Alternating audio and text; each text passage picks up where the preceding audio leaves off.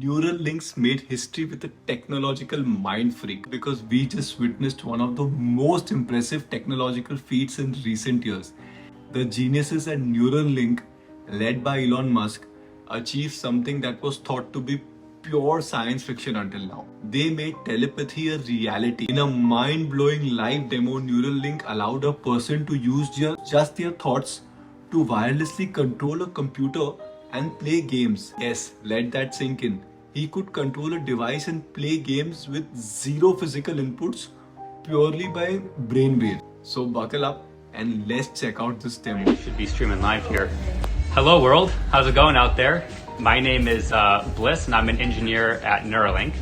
And I'd like to introduce you to the first ever user of the Neuralink device. And I think you're my only telekinetic friend that I have. Yeah, I think so. Yeah, not many more of those out there. You want to introduce yourself? Yeah, my name's Nolan Arbaugh. I'm 29 years old. About 8 years ago, I was in kind of a freak diving accident and dislocated my C4, C5. So I'm a complete quadriplegic. So I'm paralyzed from below the shoulders. I have no sensation or movement below my level of injury, so below my shoulders. Yeah, that about covers it, right? Do you want to introduce some of your dogs here? Let me flip Yeah, the camera so you guys absolutely. can see. We got dogs all over the place. Yeah, that's Montana. The one walking by is Grace. Gracie! Gracie, come here. Hi, Grace. How's it going, Gracie? Yeah. All right. This is what people have been told. Yeah, they just here for the dogs. All right, yeah, so while he's been introducing himself, let me just flip the camera on so you can see what Nolan's been doing. Yeah. Let me come over here. Do you want to explain a little bit what's going on here? Yeah, so I love playing chess, and so this is one of the things that y'all have enabled me to do, something that I wasn't able to really do much the last few years, especially not like this. I had to use like a mouse stick and stuff, but now it's all being done with my brain. If y'all can see the cursor moving around the screen, that's all me, y'all. It's pretty cool, huh? Actually, can you pause the song just for the audio coming through?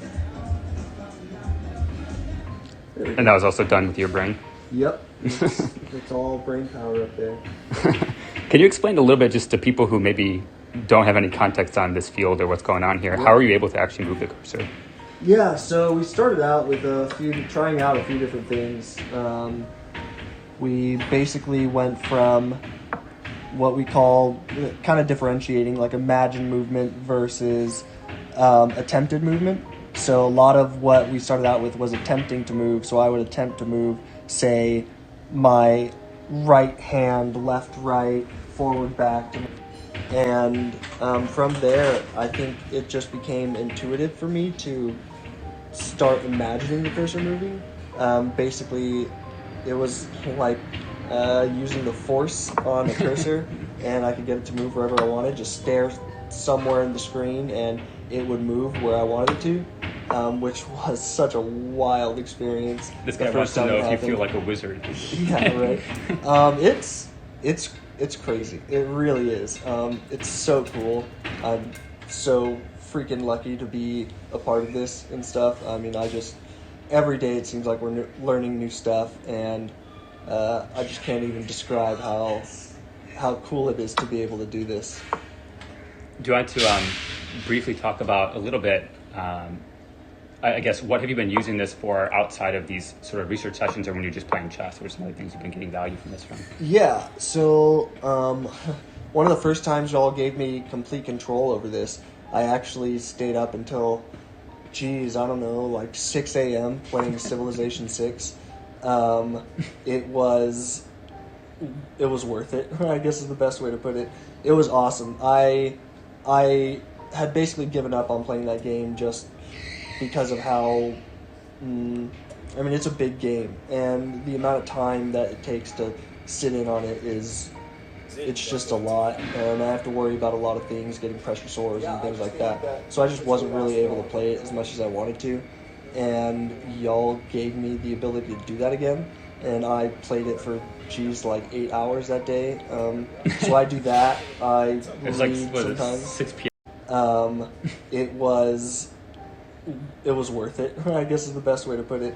It was awesome. I had basically given up on playing that game just because of how. I mean, it's a big game, and the amount of time that it takes to sit in on it it's just a lot, and I have to worry about a lot of things, getting pressure sores and things like that. So I just wasn't really able to play it as much as I wanted to, and y'all gave me the ability to do that again, and I played it for, like 8 hours that day. So I do that. I It's read like, what, sometimes. 6 p.m. to like 2 a.m. or Yeah, something? It's like, it was a lot. I'm giving you all my bad habits, man. Yeah, I know, right? Yeah, it was awesome. So I did that. I read. I like learning languages. I'm learning like Japanese right now. I'm learning a bit of French. Maybe for the audience who isn't super familiar with assistive technology, why couldn't you play Civ before? What was tricky about that, or what was it about Neuralink that made that possible for you? Yeah, so one of the big things, honestly, was that I think I just got checkmated. The only way I could play it was through and that didn't allow me to play online at all, so that kind of sucked to begin with. But I. Would you play that like at 2 a.m. before, or what was the? Oh no, restriction there was no way. There was no way for me to do that. Because when I'm sitting up playing on, say, like my iPad or something, I need complete help from, say, my like parents or something to do it, and I just didn't have that capability to like keep them up all night. That's just not something I would ever want to do. So basically, I would have to go down when everyone went to bed in my house, my brother, my parents, something like that. And then on top of that, I can only play for a few hours at a time because, I have to worry about pressure sores and stuff. I have to be readjusted. I have to do weight shifts, things like that. Just things that come with being a quadriplegic and stuff. So it just wasn't really feasible for me to, like, say, play a full game or anything. And now I can literally just lie in bed and play to my heart's content. Honestly, the biggest restriction at this point was like having to wait for the implant to charge once I used all of it. So play for 8 hours, have to get off and let it charge for a while, and then hopefully be able to play some more. But it's been awesome. It's been so cool, and I'm kicking ass too. So in this chess game too. Yeah, well, I don't know if I'm gonna win this chess game, but we'll see. And then maybe just one final question. Your mom was showing me a bunch of pictures of you in different Halloween costumes over the years. It's something that you go nuts on. So now that you have like actual, force control over stuff, I guess that opens up the possibility space there a bit. What do you think you can dress up as this year? I mean, something my friends and I have been wanting to do for a while. I think I'm going to be Professor X. I think that's pretty fitting. Not only because he's in a wheelchair, and I think that just obviously fits perfectly, but now I'm actually a telekinetic, basically. Yeah. I mean, it's not perfect. I would say that we have run into some issues.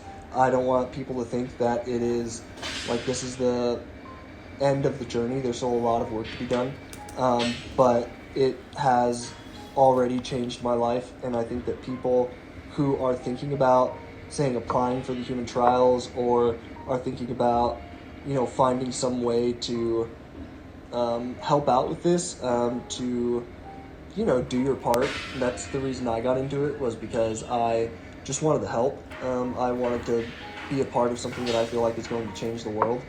I think, like, there's nothing to be afraid of with that. The surgery was super easy. I literally was released from the hospital a day later.